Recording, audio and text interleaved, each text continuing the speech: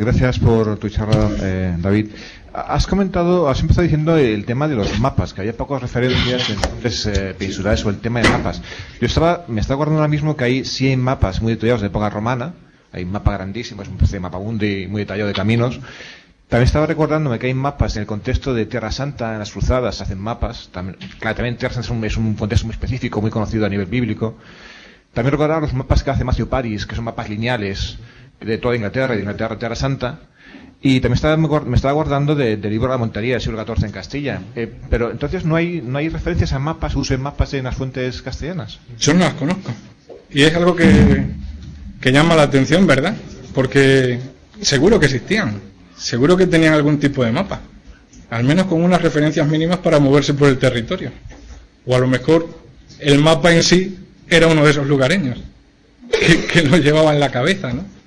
También hay que tener en cuenta que es un contexto muy conocido por esa reiteración de campañas, ¿no? Tú imagínate si no conocerían bien los hombres de guerra de Alfonso VII los pasos del Guadiana y del Guadalquivir, porque se están produciendo campañas muy intensamente cada año casi, o las milicias de Ávila.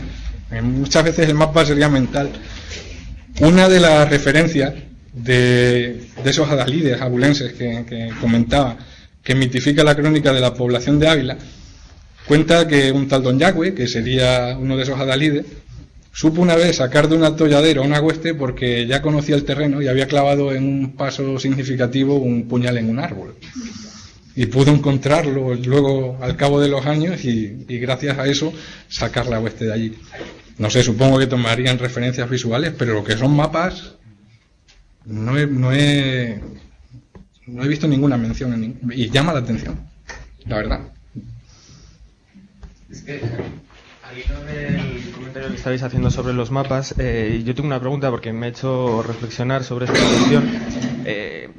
Claro, tradicionalmente, ¿a qué llamamos mapa? Porque lo que hay en esta época son itinerarios, o incluso anteriormente, aunque parezcan mapas, son una representación gráfica muy sencilla donde se enumeran los topónimos de aquellos lugares por los que ir. Mapa como tal, en el sentido en el que lo entendemos hoy, a partir de 1500, cuando hay ya la necesidad de navegar por el océano, donde no hay referencias de tierra visuales, hasta ese momento culturalmente no se crea. Que yo no es que sea experto en el tema, pero mi impresión es que esto lo han estudiado en Francia, sobre todo, es un cambio cultural muy grande. Y decía esto sobre todo porque, claro, yo tampoco he visto nunca un mapa medieval usado en la Baja Edad Media, pero es que culturalmente no cabe esperar que haya un mapa. Un mapa del Mediterráneo en esta época es un arco con una representación de los puertos donde te dicen Niza, Génova, Nápoles, y ya está. Un mapa a escala nuestra para ir de Calatayud a Soria a hacer la guerra, no hay lugar, porque no se piensa en dos dimensiones, se piensa en una, es decir, vamos de aquí a allí, esto es una línea recta, o de allí a allá y es otra línea recta, y por eso se utilizan itinerarios, una enumeración de topónimos si hay, y si no hay topónimos, pues sencillamente alguien que sepa, como tú muy bien has explicado, por dónde ir. Y para nosotros hacer el salto cultural es muy difícil porque estamos acostumbrados a pensar todo Google Maps, ¡pum!, y tienes la escala que necesitas. Pero si no, ¿cómo vas de aquí de Calatayud? Pues eso, decía a Soria, o me da igual, o a Maluenda, si no tienes esa representación. Lo que tienes en la cabeza es un desfiladero, una cuesta, una bajada, y es un cambio muy, muy importante. Y eso me estaba haciendo reflexionar también porque con una documentación no cronística, sino con la documentación más administrativa, más burocrática, más municipal, del 13 y sobre todo del 14, eso que señalabas de, claro, ¿quién se va a saber los caminos, los vericuetos, las sendas, los nombres de las palabras para nombrar los pasos son tremendamente amplios? Porque claro, nosotros autovía, autopista, carretera, camino y ya está, pero no, allí no es lo mismo una senda que una cuesta, una emboscada, es decir, una cresta, hay un montón de nombres. Y esta anécdota de que yo no conocía, o si la había escuchado nunca la había relacionado, del pastor, me parece extraordinaria, porque, como decía, la documentación más administrativa, más ejecutiva, siempre señala, en las fuentes aragonesas, pero da igual donde vayas y donde existas, que para trazar los caminos, para buscar los atajos se contrate a gente local, gente que sepa que se sepa. Un pastor es idóneo, porque el pastor, si tiene que estar en casa cuando se ponga el sol, se va a buscar el camino para ir por el sitio más corto y dar menos rodeo y cansarse menos él y los animales. Y eso literalmente está hecho explícito en la documentación. Gente de aquellas partidas, contratar a gente local, pagarles un salario para buscar los vericuetos y a partir de ahí crear atajos.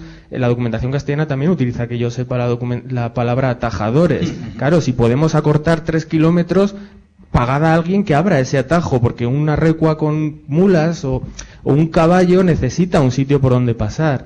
Y eso me parece muy, muy, muy importante. No conocía esa anécdota y la verdad que te agradezco mucho que te hayas centrado tanto en ella. Buscaré la bibliografía sobre la mitificación de ese pastor, que probablemente sería un pastor, o yo que sé, o como dices, un musulmán, pero alguien que desde luego no tenía apellido, no tenía nombre, no era reconocido. Es decir, alguien que estaba para eso y a quien se recurría para sacar ese tipo de funciones adelante. Me ha parecido muy magnífica. Gracias. Un poco por comentar que claro, lo que a lo mejor tenían es un esquema como el que podría hacer un niño, y todo medido en jornada, porque es la unidad de medida, o sea, no en kilómetros. O sea, ¿cuántos días se tarda en ir a tal sitio? Pues eso me parece que los tratados de geografía islámicos, como el de Idrisí y demás, pues sí, de tal sitio a tal sitio, tantas jornadas. Y eso es lo más parecido a un mapa que hay, porque es que no se ha desarrollado todavía la cartografía. Claro, que es lo que decías tú. Que eso no se desarrolla hasta finales del siglo XV, principios del siglo XVI, aunque sí se estudia astronomía. Tenemos cartularios de fin del siglo XIV ya bastante detallados. Pero yo me refiero a mapas, Sí. como los que entendemos nosotros, ¿no? Sí, estoy de acuerdo contigo. O sea, Sí. lo importante es la gente los datos.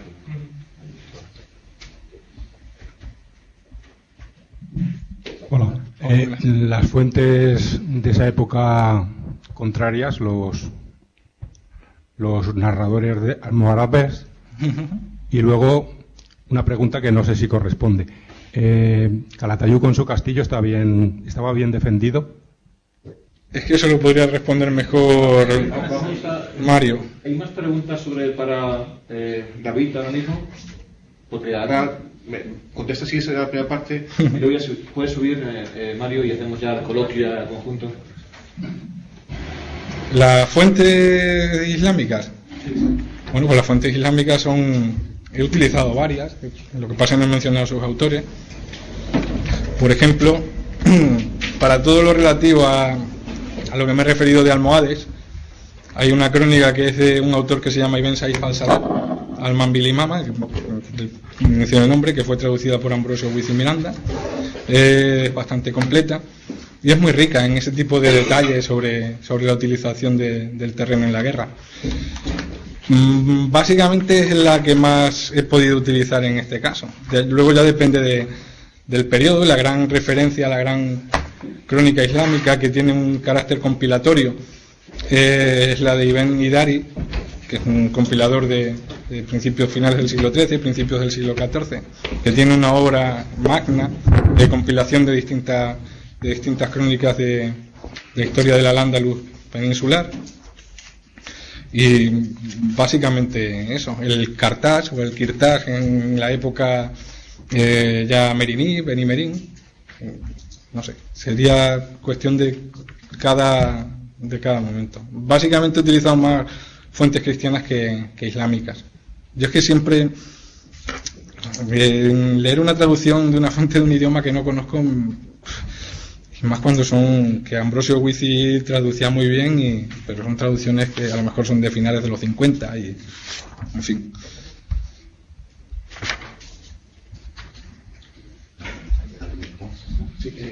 Sí, sobre Calatayud. Sí. Si la pregunta es si Calatayud estaba bien defendida con su castillo, cuando en época islámica, en la Baja Edad Media, Cuando lo inauguraron, lo fundaron. ¿En época islámica? Sí. Hombre, la respuesta fácil sería decir si al final la conquistaron, evidentemente no. Pero luego hay otra vertiente, que es decir, si resistió 200 años, pues quizás sí. Vamos a ver, todo depende de la coyuntura y de lo que las fuerzas enfrentadas sean capaces de invertir. también durante la Guerra de los Dos Pedros se invirtieron muchos recursos en fortificar Calatayud, que contaba con hasta entre 3 y 5 castillos y una buena muralla, y la respuesta es la misma. Es decir, pues al final los castellanos lo rindieron por asedio y de forma honorable, quiero decir. Fue una plaza entregada también de forma legal. Pues cabría decir que lo mismo, ¿no? Pues que no porque se rindió, pero sí porque aguantó mucho. No sé, quédese con la respuesta que más le convenza. ¿Existió? Sí. Ahora iniciamos un periodo que pueden preguntar a ambos conferenciantes.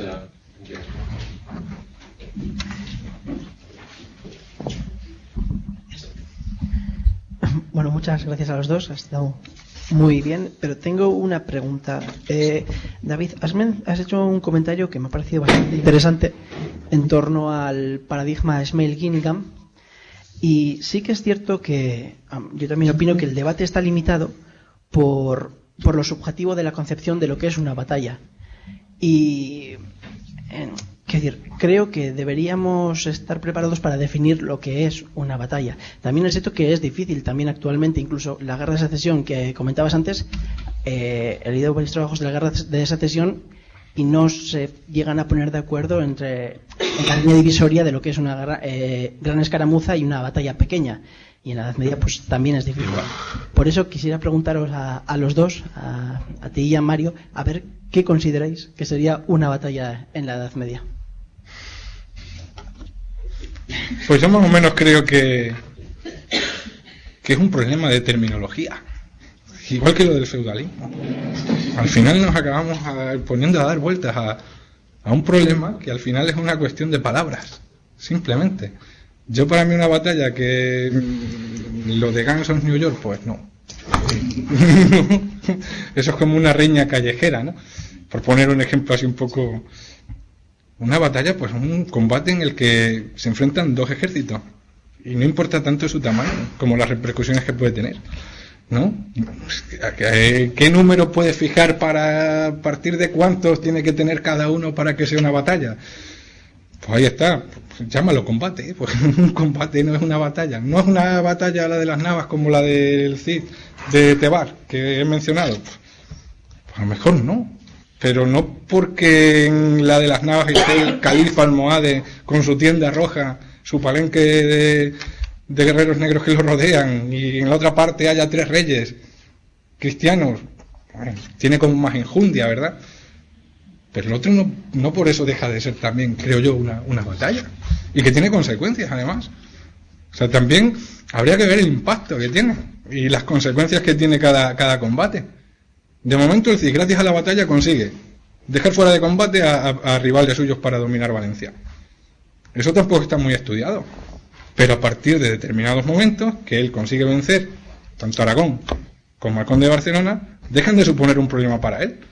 Posiblemente los ha liberado no a cambio del botín que dicen y demás, sino de acuerdos políticos, con rehenes. O sea, tú te comprometes a no volver a atacarme. Ya te he ganado 2 veces. Esas son consecuencias que tiene una batalla, porque dentro del paradigma de Gillingham también se dice que las batallas no son resolutivas para la guerra, o sea, no tienen consecuencias. A mí me parece que las del ámbito ibérico de la segunda mitad del siglo XI sí tienen consecuencias. Mueren reyes. Y eso implica muchas consecuencias, por ser un poco redundante con el término que se utiliza dentro del paradigma. Yo no sabría definirte una batalla. ¿La del cuarte del Cid es una batalla? Yo creo que sí, que es muy interesante también. Él está asediado, le asedian los almorávides, otra vez vuelve a demostrar que sabe mucho de guerra, consigue difundir rumores de que va a venir el ejército del rey Alfonso a ayudarle, y él divide el suyo en 2 y lo conduce por una acequia, que no lo ven, una acequia que le permite rodear a los almorávides y ponerse detrás de ellos, de tal manera que por la mañana ataca desde 2 puntos, y los almorávides se creen que quien les está atacando por la retaguardia es el propio rey, que ya se había encargado el otro, el Rodrigo Díaz, de difundir ese rumor, ¿no? Y le hacen así, de esa manera, la pinza. ¿Eso es una batalla? Pues a mí me parece que sí, que es una batalla. Entonces, no sé qué Habría que debatir sobre el tema. En eso sí tienes toda la razón. ¿Cree que eso sea también la estrategia? Parte de la batalla sea una buena estrategia. Desde luego en el caso del CIS sí lo plantea con fines estratégicos. Me repito, que puede que sea una batalla, gran parte lo tenga la estrategia del que la comanda. Y en estos momentos ese empaque lo está dando un buen hacer del comandante. Sí, para que haya una batalla lo que sí tiene que haber es voluntad, al menos de una de las dos partes, de que la haya. Porque también hay muchos ejemplos de huestes que están desarrollando lo que se llama marcha de flanqueo, o sea que están cada uno en un extremo de un valle, que están marchando a lo mejor durante días y se están viendo y no se cruzan porque se están evitando. Hay varios ejemplos de ello. Hay un río en medio, hay un valle, hay una cresta aquí, hay otra cresta aquí, y así van desfilando y no se atreven a enfrentarse. Uno de los dos tiene que tener voluntad, y la mayoría de las batallas, si nos fijamos y las analizamos, no se provocan o se producen de manera accidental, sino porque una de las dos partes quiere plantear esa batalla y el otro no es capaz de eludirla. Se ve acorralado y la tiene que... Hay determinadas ocasiones en el que, por volver al ejemplo del CIS, que es un ejemplo que conozco bien, que él lo utiliza como una arma más de guerra para conseguir sus fines, porque sabe que de otra manera no los puede conseguir. Entonces es una solución radical. En el caso de las Navas, bueno, pues que esa campaña se concibe, es una campaña entera concebida como una batalla, para dar batalla. Pocas campañas así de esa envergadura, siendo una cruzada, con implicaciones internacionales como tiene, se plantean para ser una batalla. Pues en ese caso, sí. En el caso de Sagrajas, del año 1086, Alfonso VI quería vencer a Yusuf ibn Tasfin, quería derrotarlo en la batalla. Él quería que esa batalla se produjera. Y posiblemente en esas batallas en las que mueren reyes de Pamplona, de León, de Aragón, de la segunda mitad del siglo XI, pues incluso a lo mejor hasta había un acuerdo previo para solucionar un conflicto prolongado de esa manera. O sea, como una especie de duelo. No sabemos, porque como no hay tampoco información sobre esas batallas, o muy poca, pero que se podían sacar rendimientos, a veces sí. ¿Tú qué entiendes por batalla? Pensaba que me iba a librar. A ver, yo no soy experto en las cuestiones más técnicas de la guerra, entonces a la hora de calificar como batalla un hecho de armas, me cuesta ver diferencias técnicas o diferencias de grado entre las distintas acciones. Mi impresión es que la diferencia no es técnica, sino más bien cultural o incluso metanarrativa. Esto es tan sencillo como que quien vence llama batalla al hecho de armas y quien sale derrotado le llama emboscada, reyerta, trampa, celada, atentado, escaramuza, y a partir de ahí cualquier otra palabra que que sirva para desvalorizar el hecho en sí. Y a partir de ahí no tengo mucho más que decir. Tengo una pregunta que yo creo que liga las dos comunicaciones. Y aunque Mario habla sobre todo del tema de la población no combatiente, hay una figura que creo que es clave en ambos mundos, y es la figura de la Dalit, como guía o como jefe de espías o como jefe de expediciones. En los pueblos castellanos está muy planteado la importancia que tiene la captura de adalides a enemigos. En las fuentes aragonesas se premia tanto la captura de un adalid enemigo o de su cabeza directamente. Sí, de hecho la diferencia es, yo diría que no hay diferencia. El adalid, claro, es que según la interpretación de las partidas se le otorga, como decías, una función de liderazgo, algo así, como si tuviera algo más de autoridad. Lo que vemos desde la Baja Edad Media y en contexto no necesariamente contra el mundo islámico, sino también en las guerras entre cristianos, es que se premia, incluso como señalaba en algún momento, son digamos, uno de los tipos de cautivos más contra los que se procede de forma más dura, porque se le puede sacar información, lógicamente, o en principio deberían tener información, porque son personas a las que se somete a un elevado riesgo, pero también asumen ese riesgo porque tienen el conocimiento de por dónde funcionar. Y sí, obviamente si una población o en un lugar donde no necesariamente tiene que haber combatientes, pero claro, la gente del común también se tiene que defender, ¿no? Y si estas personas capturan a uno de estos individuos, lo sabemos porque la Cancillería emite muchas órdenes en este sentido, por favor, el rey los pide, o sea, los demanda, enviádmelos, porque tienen información que es posible, que es necesario, por eso hay que interrogarlos. Incluso hay órdenes directamente explícitas. Antes señalaba que a uno de ellos, que seguramente se inscribe dentro de esta función, directamente Pedro IV ordenó ejecutarle, y a muchos las instrucciones son tormento, aplicar el tormento para que hablen, porque son personas, claro, son aquellas que pueden dar una información más fiable.